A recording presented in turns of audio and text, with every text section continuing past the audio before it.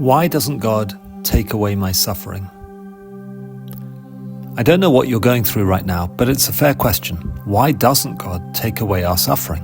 If He really is all-powerful, and if He really is perfectly good, why does He let us suffer in the myriad of ways that we do? Well, actually, God has a lot to say in His Word to us about this exact question. Here are just 10 of the answers. Number 1, suffering can help teach us the secret of true contentment. In Philippians 4:12 and 13, Paul says this, I have learned in whatever situation I am to be content. I know how to be brought low, in other words, how to suffer, and how to abound.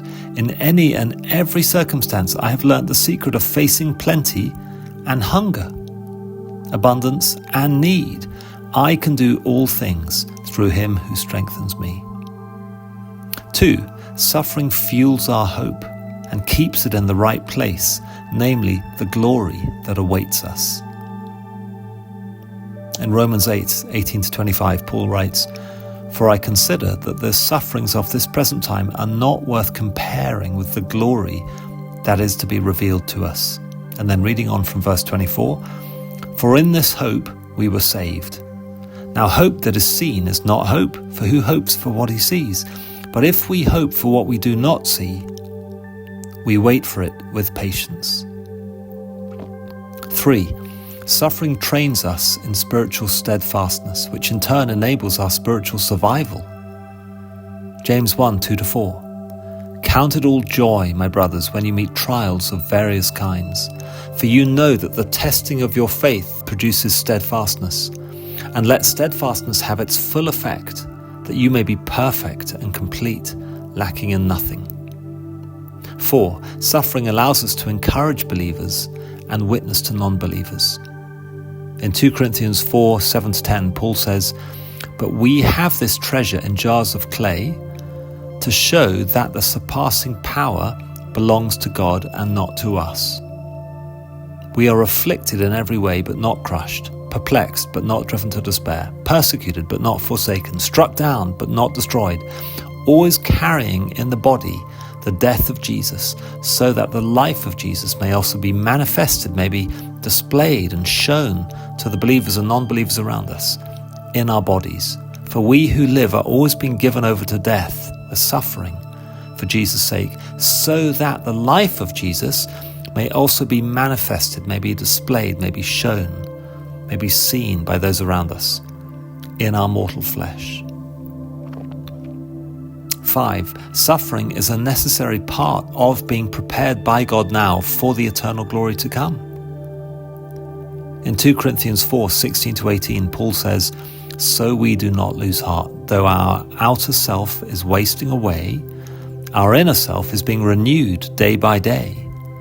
For this light momentary affliction is preparing for us an eternal weight of glory beyond all comparison, as we look not to the things that are seen, but to the things that are unseen. For the things that are seen are transient, but the things that are unseen are eternal.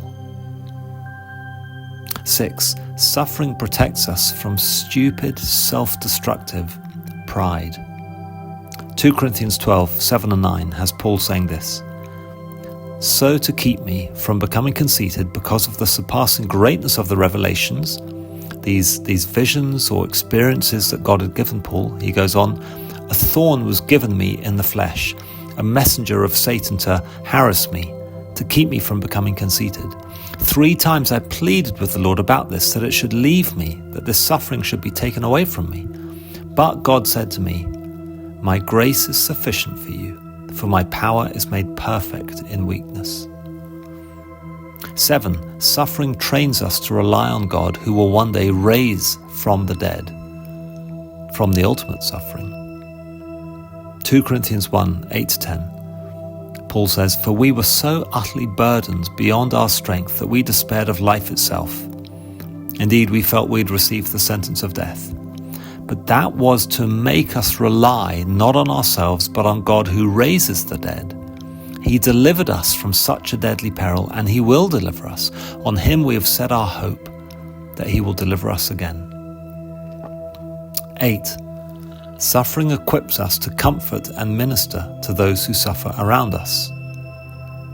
In 2 Corinthians 1:3-4, Paul says, "Blessed be the God and Father of our Lord Jesus Christ, the Father of mercies and the God of all comfort, who comforts us in all our affliction, so that we may be able to comfort those who are in any affliction, with the comfort with which we ourselves are comforted by God." 9. Suffering gives us special opportunities to honor and glorify God, which is the point of everything. 1 Corinthians 10:31, Paul says, "So whether you eat or drink or whatever you do, including suffer, do all to the glory of God." And 10. Our suffering is always meaningful and useful. None of it is ever wasted, even if we won't always know how that is the case.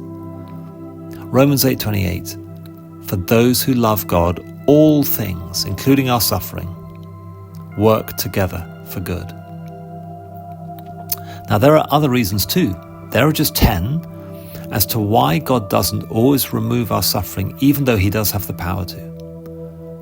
So think of your own 1 or 2 greatest sources of suffering right now. And now remember, suffering, 1, has the power to teach us the secret of true contentment. 2, it fuels our hope and keeps it in the right place, namely the glory that awaits us.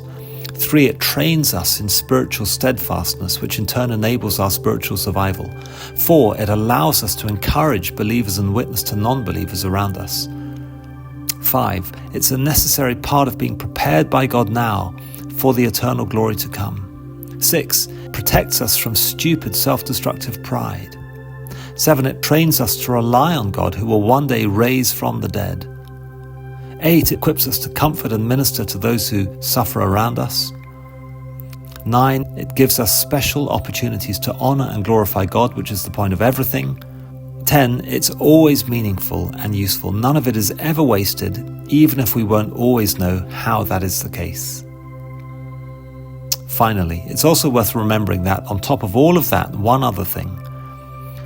Very soon, God will remove all of our suffering forever and replace it with a happiness that we cannot get close to imagining right now, down here.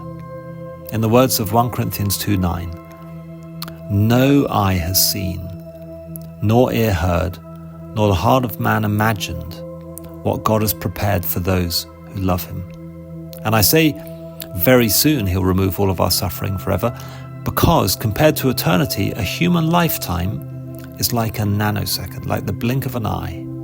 We're in the middle of that nanosecond right now, and however painful it might feel, it's about to be gone forever. Hang in there.